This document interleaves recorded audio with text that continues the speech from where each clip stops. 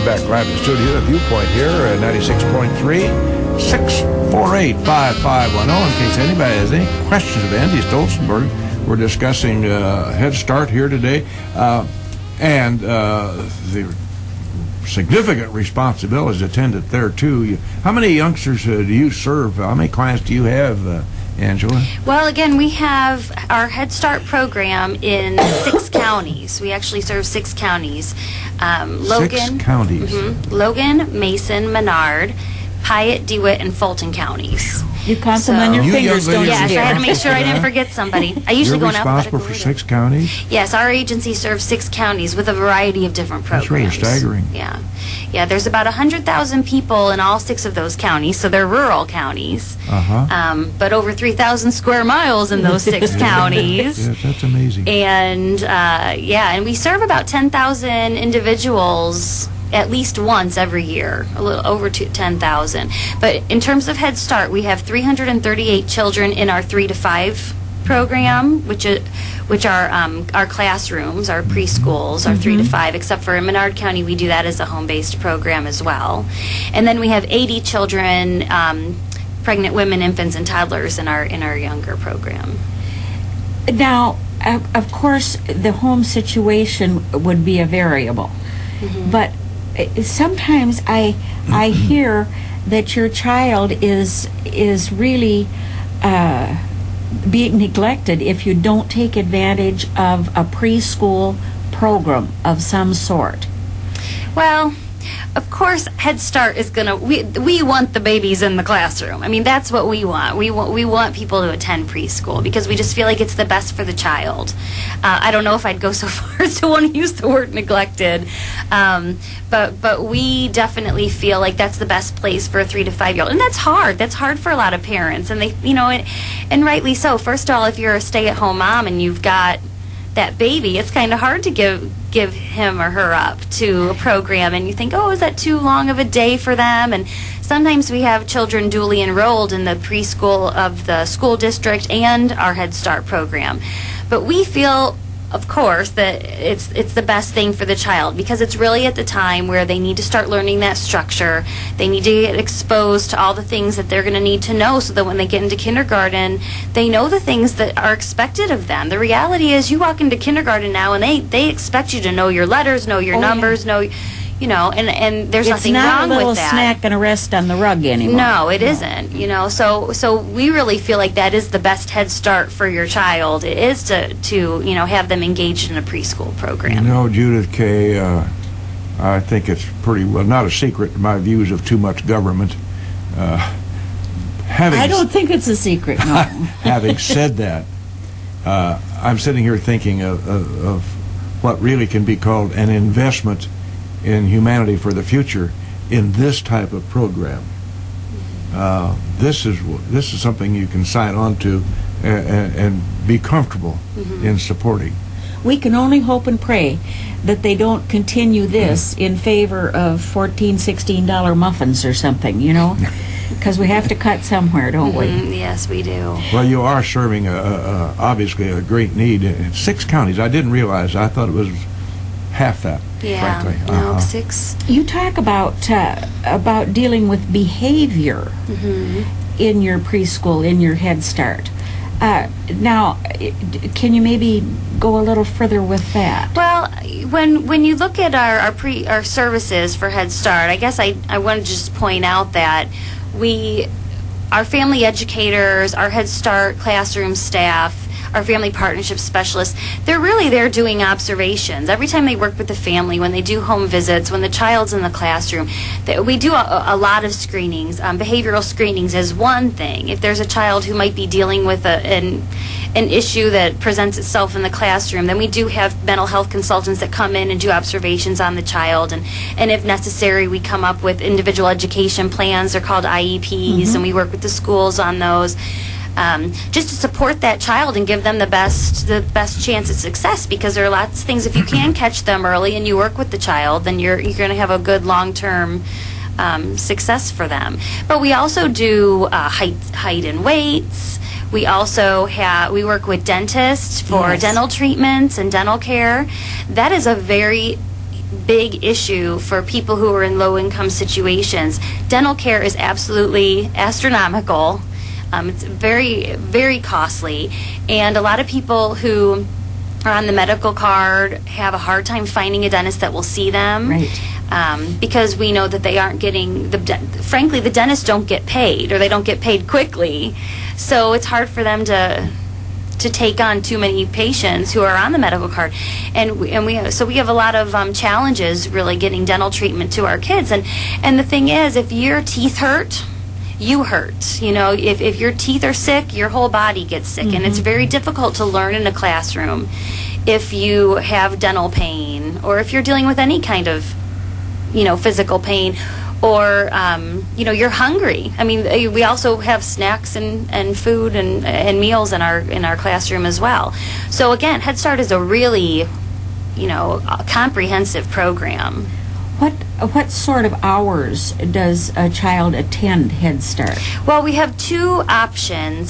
Sometimes we have what we call a single session, and then sometimes we have a double session where we'll see two sets of children in the same day. So one is shorter than the other, and I'm probably going to mess this up, but I think it's 3.5 hours, and then 4.5. I'm afraid to commit to the number. But yeah, so that's basically about the amount of time that they're in the classroom.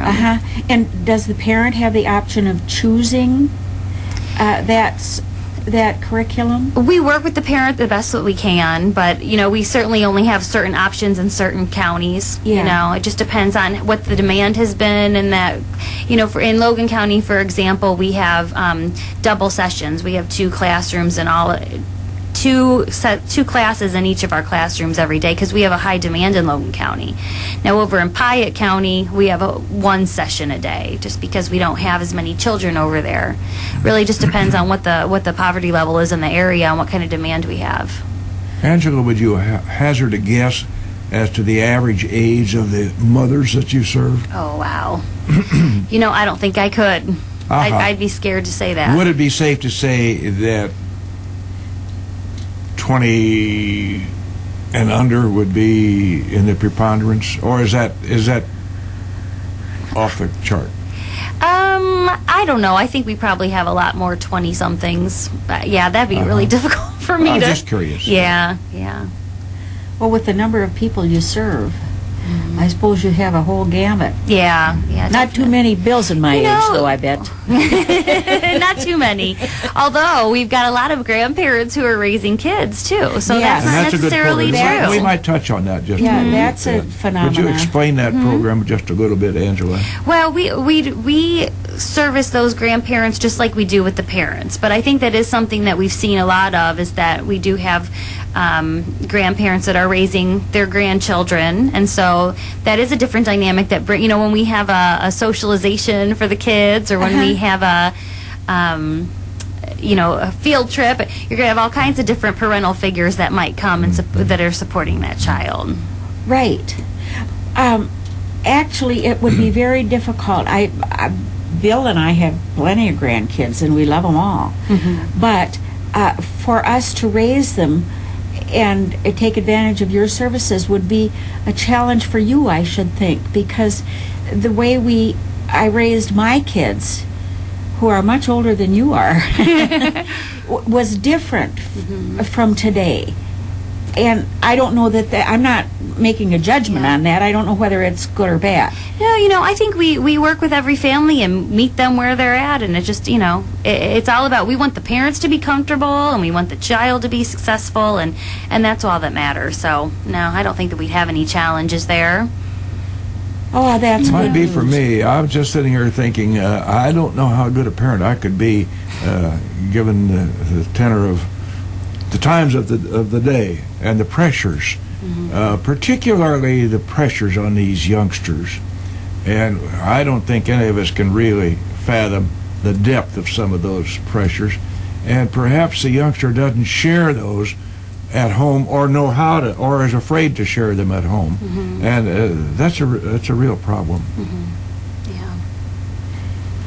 And now, Angie didn't have an answer for that. I don't have No, well, no. I think it's a statement. How could you It's answer true. that? Yeah, no, it's a no statement. way at all. As your youngsters go on into kindergarten and so forth, do you have any means of tracking them so that by the time your little clients are in 4th grade, say, do you most often see that they're right up with and even ahead of some of their peers? I would say at the federal level, the national level, there's a lot of studies that are done to kind of see how the Head Start children are doing, and it depends on who's doing the study and what the statistics are, of course. But figures lie and liars figure. right? Yeah. But I'll tell you, anecdotally, we know that the families that we see are learning how to be advocates for their child. They're learning to be involved in their child's education. And they take that with them when their children go into the public school. These are parents that are now active in their child's education. They're going to advocate for what their child needs. They have that confidence in them that maybe they wouldn't have had without Head Start. We have a policy council. We haven't even talked about that, but the way Head Start, another way Head Start is different from a typical run-of-the-mill preschool is not only do we have family support systems there, but we also govern the program with a policy council, which is made up of community representatives, but it's predominantly parents of current Head Start children. They approve the curriculum. They approve the way that we run all of our educational plans through the system. They have a little bit to do with when we hire staff and manage personnel issues. How's that doing for you? It's great. It's great for them to be involved in the whole thing. They understand how the whole operation works. They listen to each other's, the parents represent their classrooms, and they share stories about what their child's classroom is doing, what field trips they went on, what's working in one classroom, what their child's loving, if they have any concerns about the program. So that policy council is a really great leadership opportunity for those parents, and it has really built a lot of strong parents out there. Well, it's such a help, as I see it, to the students. I have a lot of friends who've been educators, and they hope when they have an open house and conferences that these parents will come. And sometimes the parents have never been to a conference or an open house. I don't know whether they don't understand the importance of that, but now what you're teaching your parents is the importance of that. Absolutely, that you need to know what's going on. We encourage them to volunteer in the classroom. We encourage them to be on policy council. We encourage them to do the chaperoning at the field trips and all that. And I think that's a really excellent aspect of the program, because you want those parents, like I said, to carry that forward when their child goes through the rest of their education. And that's only when the parents engage, and I think any teacher will tell you that, whether it's a Head Start teacher, kindergarten, or a high school teacher, when the parents are engaged, the child's going to be more successful. Well, because they kind of emulate you too, in that, gosh, if this is something that interests my mom and dad and my grandma down the street, I guess maybe it's something that we care about in our family. Yeah, but you're just putting a value on that education. And if you don't put a value on that education, the kid thinks, I'll be 18, I'll be out of here. Angela, you're working with old-timer disease here. You've told us before. Seriously, you've told us before how many you have on staff out there, and I wanted to ask that question again, please. Well, we have about 160 employees right now throughout the 6 counties. Throughout the 6 counties? Throughout the 6 and counties. And that covers a myriad of programs. That covers senior nutrition, senior transportation, soon hopefully to be a public transportation program, a foster grandparent program, a low-income home energy assistance program, which, by the way, we are taking applications right now for those who are eligible for utility assistance. Well, let's mention that now. Again. Okay. Let's emphasize that. That's an important adjunct to your program here. Yep. We are serving, we're in September, so we started out the program serving seniors and households that had seniors and disabled folks living in them. And then next month, I believe it goes to children. I could be telling tales out of school here because I don't have it in front of me, but households with children in the home. They changed it up a little bit on me this year. The state did. It's a state program. And then the public, I believe it's November 1st, when just anyone who's income eligible can come in for an appointment. But I know that we have appointments packed already. Yes, I don't doubt that. Now, when they come to you, do you have much latitude when it comes to saying that, yes, I see you need help and fit our criteria and we'll help you? I wouldn't say we have a lot of latitude, because basically it is a state-run program, and so there's income eligibility requirements, of course. So if you're not income eligible, then you're not, we aren't able to assist.